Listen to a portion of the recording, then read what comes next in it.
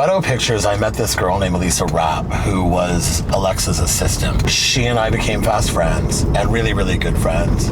She's just this gorgeous, incredible, amazing person. We had the best time in our young Hollywood years.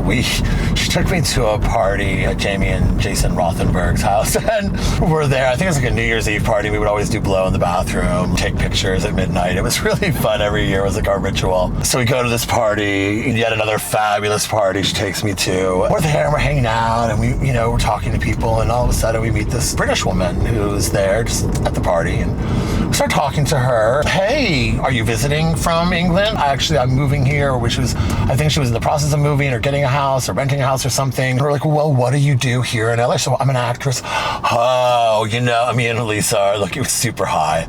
And we're just sort of like inside of it. We're just like, oh, being an actor is really hard. Wow. Good luck to you. You've really chosen a tough one there. Well, hopefully it works out for you. Moving here from England, that's a big step, wow. And we're just talking to this woman like this, and we're just like, and then we're like, introduce ourselves, hi. And we're like, oh, what's your name? She's like, Minnie Driver. And we're like, nice to meet you, Minnie Driver. Good luck to you.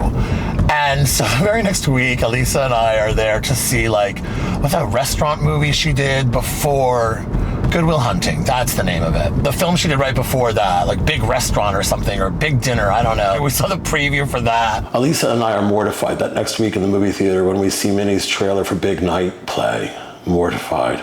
Oh dear God. Hollywood is upon us. Oh my God, ridiculous, talking to this woman like she's some tragic nobody, some fledgling actress who's just starting out in Hollywood, and here she's about to be my fun production gal pal from O Pictures. Lisa Rapp met a guy who she fell in love with, and they decided to move west to Venice. Fuck it, I'm gonna go to Venice too. It was really the motivating factor for me moving to Venice initially.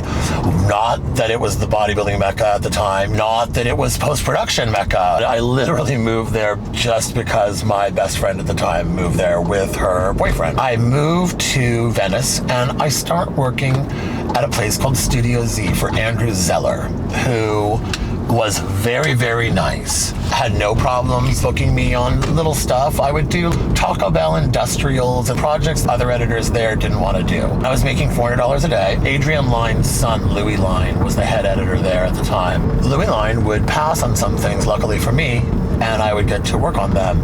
One of the things he passed on was this video directed by August Jacobson, who was an Icelandic director, really nice guy, who, coming back into the United States from Japan, having shot this video in Japan for an artist called TK and one of his groups called Globe, very big group in Japan, very big producer, like the Puff Daddy of Japan, real wealthy, lots of money went into this video shoot, lots of film, a really stunning coverage of this band and the wild insanity that surrounds them in Japan. There's frenzy. August Jacobson was stopped at customs and sent back to Iceland, like deported or some such shit, and couldn't come back to the United States. You're gonna be on your own, and he'll call in, but it needs to just be cut and he wants you to do it. We'll oversee it. I ended up doing this video. Nobody else wanted to do it, and I had a blast doing it, and I don't speak Japanese or anything, and the whole thing's in Japanese. Music is music, and fun footage is fun footage of a fun band. Just doing that, vibrating this really grateful, ready to take on whatever I need to kind of an attitude, shined through. And the rep there at Studio Z, Rick Knoll, was noticing that I was having a really positive experience with this and was talking to his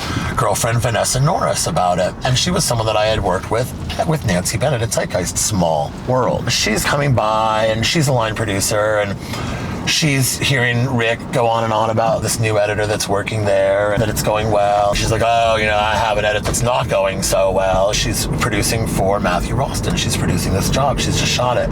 And the edit is not going well, and Matthew isn't around. He's been overseas in Europe. Unfortunately, couldn't really be in the edit. And his regular editor had dropped the ball, and the video was due very, very soon. And it was the 11th hour, and Vanessa was freaking out and wasn't really sure what to do. And she was like, hey, would you be interested in recutting this video? There's 8 hours of footage, but you're not gonna have 8 hours to even cut the fucking video. What do we do? How do we do this? Can I come and sit with Matthew tonight? And I was like, yeah, I'd love to do nothing else than sit with Matthew Rolston and cut a video. That would be great. She brought me in.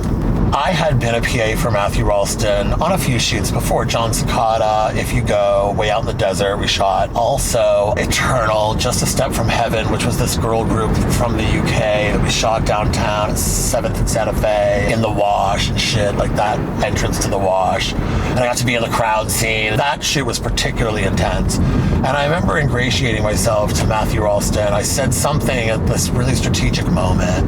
I was like, epically so. I remember what I said. I don't remember exactly what it was too. I was epically so. And he was like, what? No, epically so. And he remembered me in this moment. Of course I was adorable then. He comes into the edit. He's like, you used to be my PA. You used to get me cigarettes. I'm like, yeah, hey, but I'm an editor now. And I'm doing this, and I would love to recut your video. Let's see what's possible. He's like, we have two options. I can stay awake. I really want to go to bed because I'm exhausted from this international flight. I'm jet lagged. I should be asleep. I've been, in Europe for a while, and my clock is adjusted to that, and I just want to pass out. I'm really, really like not in a place where I want to do this. And so do you think that you can, do this on your own? I'm like, yeah, totally. And he was like, okay, here's the deal. I don't know if he was like buying it or whatever. It's like, wake me up in an hour and I'll see where you're at. And if you're in a good place, you can keep going without me and I can go back to sleep, which is what I really want to do. If not, then I need to stay awake and work with you. I work for an hour. I'm chain smoking 2 cigarettes at a time in the stairwell behind the edit bay. I can't even go down in the elevator and outside. It's in Santa Monica. You're not allowed to smoke in the buildings at all. I wake him up after an hour and I show him the first minute.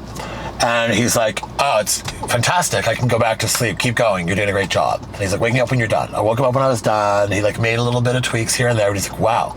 The next day I got flowers and a card saying, I think you better cut all my stuff. It was, as Anita said at dinner, meteoric rise to success. I was like, yes, it was meteoric, wasn't it? It was overnight. I became AVIDDIVA overnight. I will forever be grateful to Matthew for believing in me. And from that point on, all the way through the pandemic lockdown, and even to 2021 when I was still delivering edits to my final client of that run, I had worked nonstop from that moment on for almost 25 years. One big break moment. From then on, it was just word of mouth.